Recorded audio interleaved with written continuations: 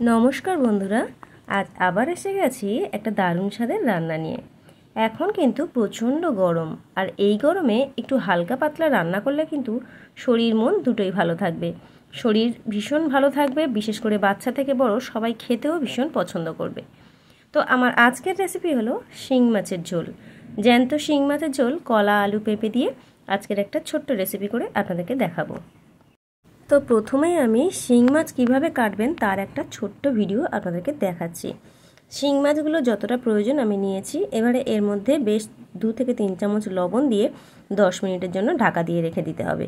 তারপরে দেখুন মাছগুলো কিন্তু এমনি মরে যাবে। মাছ মরে যাওয়ার পর মাছগুলোকে তুলে নিয়ে প্রথমে মাছের মাথায় হাত দিয়ে দিতে হবে। মাছের মাথায় যদি দেখেন যে মাছ মরেনি, তাহলে যে বঁটি দিয়ে কাটবেন সেই বঁটির পিছন দিয়ে মাথায় খুব জোরে একটু মারবেন, দেখবেন মাছটা মরে গেছে। এবারে মাছের মাথায় এইভাবে যেভাবে আমি দেখাচ্ছি এইভাবে মাথাটা চেপে ধরতে হয়।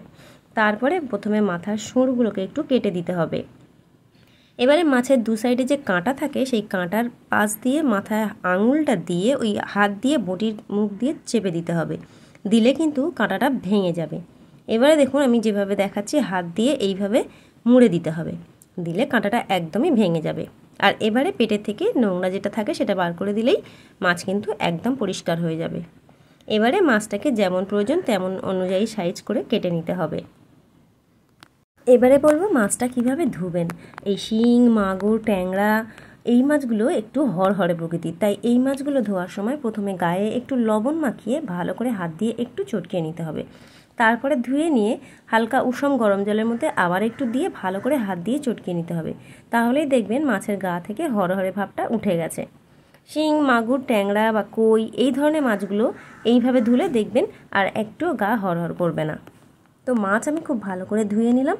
দেখুন এবারে যে হালকা গরম জল দিয়েছি সেই গরম জলের মধ্যে মাছগুলো দিয়ে মাছের মাথায় একটা ছোট্ট মতো কানকো থাকে, সেইটাকেও কিন্তু তুলে অবশ্যই ফেলে দিতে হয়। তো মাছ কিন্তু একদম পরিষ্কার হয়ে গেছে। আজকের রান্নাটা করব একদম আগেকার দিনের মতো। তো প্রথমেই দেখুন কড়াই খুব সামান্য পরিমাণে তেল দিয়ে ওই কলা, আলু, পেঁপে খুব ভালো করে একটু ভেজে নেব। তেল কিন্তু খুবই কম দিতে হবে।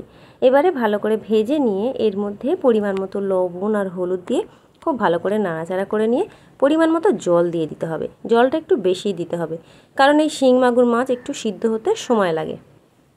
তো দেখুন ভালো করে লবণ আর হলুদ দিয়ে নাড়াচাড়া করে নিয়েছি। এবারে জল ঢেলে দিচ্ছি।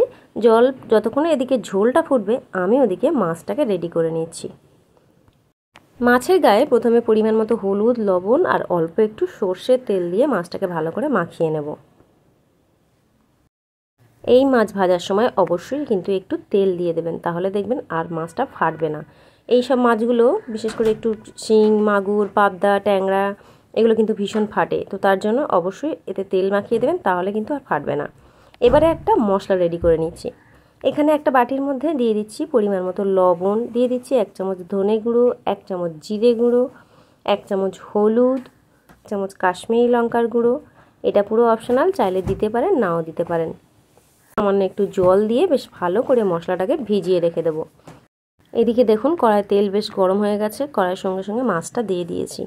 মাছটা দেওয়ার সঙ্গে সঙ্গে কিন্তু অবশ্যই ঢাকা দিতে হবে, নাহলে কিন্তু মাছ ফাটবে। তো মাছটা দিয়ে আমি কিন্তু ঢাকা দিয়ে দিয়েছি।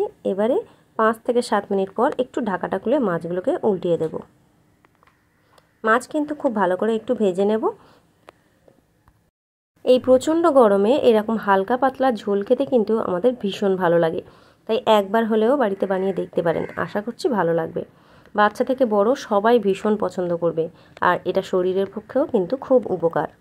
এই প্রচণ্ড হাঁসফাঁস করা গরমে আর কিন্তু কোনো রকম রিচ মশলা আমাদের খেতেও ভালো লাগছে না, তাই আজকের এই একটু হালকা রান্নায় শেয়ার করলাম। তো এদিকে দেখুন মাছ কিন্তু একদম ভাজা হয়ে গেছে। আমি আর এই মাছ ভাজাগুলো তুলে নেব না, একেবারেই রান্নাটা করব। মাছ ভাজাগুলো মোটামুটি খুব সুন্দর হয়ে গেছে। এবার এগুলোকে একটু সরিয়ে দেব। কড়াটার মাঝখানটা একটু ফাঁকা করে তার মধ্যে দিয়ে দিচ্ছি 4টে চেরা কাঁচা লঙ্কা, 1 চামচ 5 ফোড়ন। এরকম হালকা পাতলা জিরে বাটা ঝোলে একটু 5 ফোড়ন দেবেন, দিলেই দেখবেন খেতে খুব সুন্দর স্বাদ হয়। 5 ফোড়নের একটা খুব সুন্দর ফ্লেভার থাকে, সেটার জন্য তরকারিটা ভীষণ ভালো লাগে খেতে। ফোড়নটা একটু ভাজা হয়ে গেলে আমি এর মধ্যে গুলে রাখা মশলাটা দিয়ে দিচ্ছি, আর সাথে সাথে আমি যে ঝোল আলু সিদ্ধ করেছিলাম সেই ঝোল আলুটাও দিয়ে দিচ্ছি।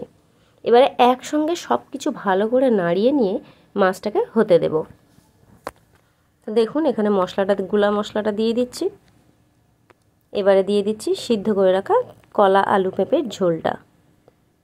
এইভাবে ঝোল, যে কোনো মাছের ঝোল এইভাবে সাঁতলিয়ে খাবেন, দেখবেন ভীষণ ভালো লাগবে আর এর টেস্টও হয় খুব সুন্দর। সব কিছু নাড়িয়ে চাড়িয়ে নিয়ে এবার এটাকে একটু ঢাকা দিয়ে দেবো। মাছ আর ঝোল আলু যেটুকু সিদ্ধ হওয়ার বাকি আছে, মানে সবজি যেগুলো সিদ্ধ হতে বাকি আছে, সবটাই খুব সুন্দরভাবে সিদ্ধ হয়ে যাবে। তো 10 মিনিট পর ঢাকা খুলে দিয়েছি। দেখুন মাছও খুব সুন্দর সিদ্ধ হয়ে গেছে আর আলু পেঁপে কলা যেটুকু বাকি ছিল সেটুকুও খুব সুন্দর সিদ্ধ হয়ে গেছে। তো একদম রেডি হয়ে গেছে কলা আলু পেঁপে দিয়ে জ্যান্ত শিং মাছের ঝোল। তো আজকের রেসিপি আপনাদের কেমন লাগলো অবশ্যই কিন্তু কমেন্টস করে জানাবেন। যারা নতুন দেখছেন তাদের কাছে অনুরোধ রইল আমার চ্যানেলটিকে একটু সাবস্ক্রাইব করে নেওয়ার জন্য, আর নিত্য নতুন রেসিপি দেখার জন্য আজই কিন্তু সহেলির রান্নাবান্না চ্যানেলটিকে অবশ্যই সাবস্ক্রাইব করে নেবেন। তো দেখা হচ্ছে আবার কোনো নতুন ভিডিও নিয়ে। ভালো থাকবেন, সুস্থ থাকবেন।